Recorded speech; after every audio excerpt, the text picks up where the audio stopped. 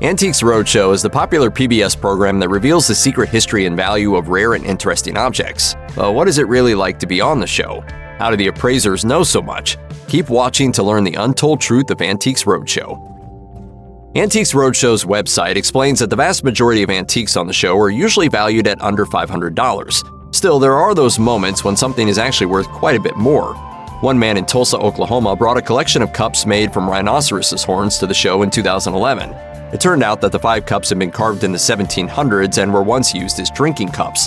The collection was valued at between $1 million and $1.5 million and remains one of the most valuable items ever seen on the show. Then there was a man who, in 2004, brought a family heirloom to the show. It was described as a Swiss Patek Philippe pocket watch. All the owner knew was that it belonged to his grandfather back in 1914 and had been passed down through the family. The watch came complete with the original box, warranty, and even spare parts, and was obviously well taken care of. The owner had also had it appraised and knew it was worth at least $6,000. Imagine his surprise when Antiques Roadshow valued the watch at $250,000. But it gets even better.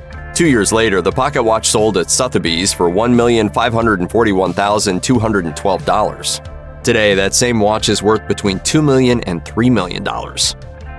Some strange stuff does occasionally appear on Antiques Roadshow. In March 2020, what looked like a large varnished nut appeared on the show. The object brought a lot of comments and laughs, mostly because it sort of resembled a big derriere. The nut was ultimately identified as a coco de mer from the Seychelles Islands, which are located far off the east coast of Africa and the western Indian Ocean. The nuts were originally believed to be from mythical trees below the ocean until their origins were finally identified in 1768. According to antique expert Mark Allam, it's hand-finished as well. It's essentially a huge seed pod, a sort of double coconut. Another oddball piece was a simple Monopoly game. What made it unique was that after a group of thieves committed England's Great Train Robbery in 1963, the gang played the game using real cash at a hideout. Authorities on the gang's trail found the game and were able to identify the robbers from their fingerprints on the board. Several men were convicted of the robbery, but the true mastermind of the operation was not revealed until 2014. Appraiser George Archdale said this about the board's value. It's possible to say perhaps it's £100 to £200 of someone's money, but would it be right for people to profit from crime? Antiques Roadshow's so-called experts messed up following the very first season of the show in 1996. Appraiser Russ Pritchard valued an antique sword at $35,000. The Boston Herald called foul, and producers discovered that Pritchard and alleged sword owner Stephen Sadler were high school buddies and staged the appraisal. Sadler didn't even own the sword. The episode was pulled, but Pritchard and another cohort, George Juno, were contacted by descendants of Major Samuel J. Wilson who had seen the show. The men appraised Wilson's Civil War sword at nearly $8,000 and bought it for display in the National Civil War Museum in Pennsylvania. Instead, however, the men coordinated the sale of the sword for $20,000. Pritchard eventually went to jail. These days, Antiques Roadshow makes sure to keep an updated list of appraisers on their website, but there's always a chance that even a professional might make a mistake.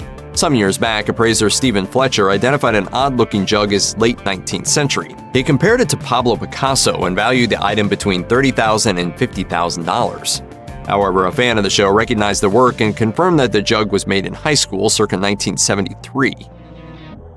Antique Roadshow's bona fide experts are usually good at spotting fakes, but a few get by them, such as a hand-painted box by early Pennsylvania folk artist Jacob Weber. In 2016, the show's website confirmed that appraiser Wes Cowan incorrectly assessed the item as an authentic antique. Antique dealer Patrick Bell set the record straight, explaining that the box's hasp, hinges, wood bottom, and paint indicated the trinket was probably a fake. Antiques Roadshow corrected the error, reporting the outcome and admitting that even so-called experts can be fooled. Still, the antique box received an appraised value of between $100 and $150, not bad for some early American folk art.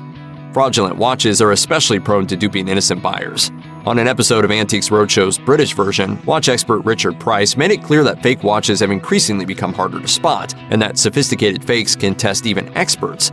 The trick is to check out the movements, or such telltale signs like peeling gold plating, fake hallmarks which mark the purity of the item, and even the watch's weight can signify it isn't real.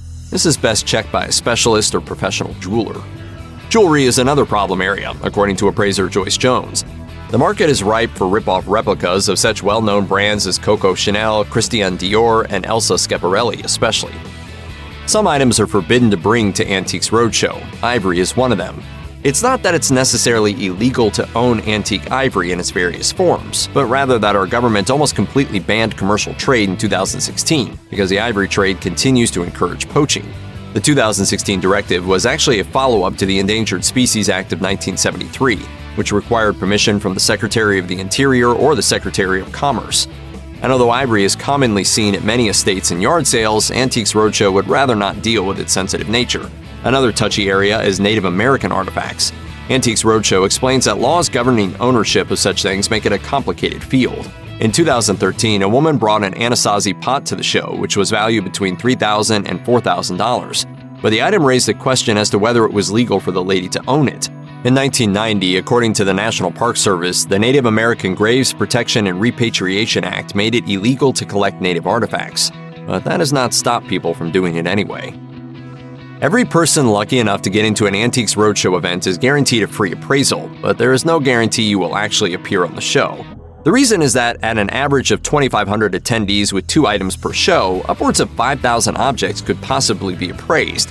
The key to actually scoring an on-camera appraisal is to bring something truly unique with a great story behind it. Even something with a high appraisal might be passed up for something else with an intriguing history and provenance. Here's how it works. Appraisers view each item at the event and alert producers if it's something show-worthy. From there, the owner of the interesting find waits in line. Eventually, they will be sorted into other lines, depending on what category their particular item falls into. After more waiting, the staff will shuffle them onto the set and into another line to meet with an appraiser. If the appraiser thinks the item is special enough, they tell another producer, who then decides whether to air the appraisal. Shove something in a box that turns out to be a pretty valuable item. So who knows? Who knows? Bear in mind, if an owner of an interesting object gets this far and the item is a hit, they will be sure to act very, very surprised. Oh my gosh. Wow.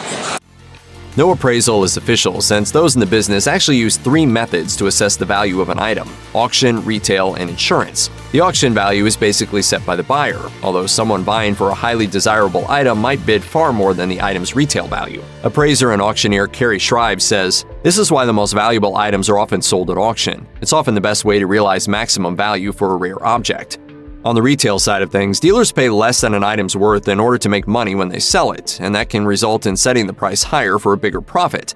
That leads to the insured value, which insurance companies set at the top end of retail value, just enough for the owner to buy a replacement. The partial team signed 1930 Braves ball. I'd put the value on that one for insurance purposes at about $1,000. Indeed, any appraisal on Antiques Roadshow is basically approximate, although the appraisers do have time to research the item at hand using computers, libraries, sales comparisons, and what is known about the item's history. If the item is a really big deal, the producers and appraisers likely know about it before it's even brought to the show. And since appraisers are not paid, giving accurate values can give them needed exposure to draw more business. If an item turns out to be extremely valuable, Antiques Roadshow does keep security guards around, and police are on hand to escort those with high-dollar items to their car. The official rules assure attendees that Antiques Roadshow hires private security and the police to monitor events. Additionally, all guests who enter an event are subject to searches, and the show's producers can deny entry to anyone for any reason. But securing the area goes much further than just hiring guards and notifying police. In her 2009 book, Antiques Roadshow Behind the Scenes, an insider's guide to PBS's #1 weekly show, author Marcia Bemko wrote about security director Sean Quinn. The security director personally visited each town ahead of the show to make recommendations and develop a security plan. Volunteers working for the show are trained and cautioned to call a supervisor in security should they see something amiss. Attendees are limited to 2 items per ticket, but an item can be a collection. Even so, the items should be as closely related as possible. There are, however, certain items that the show will not appraise. These include ammunition or explosives, bicycles, cars, coins, fossils, paper currency, stamps, or stock certificates. In the interest of safety, antique glass fire extinguishers are prohibited too. These round glass collectibles were filled with either salt water or a chemical, carbon tetrachloride, the latter of which can be dangerous if the fragile bulb is broken.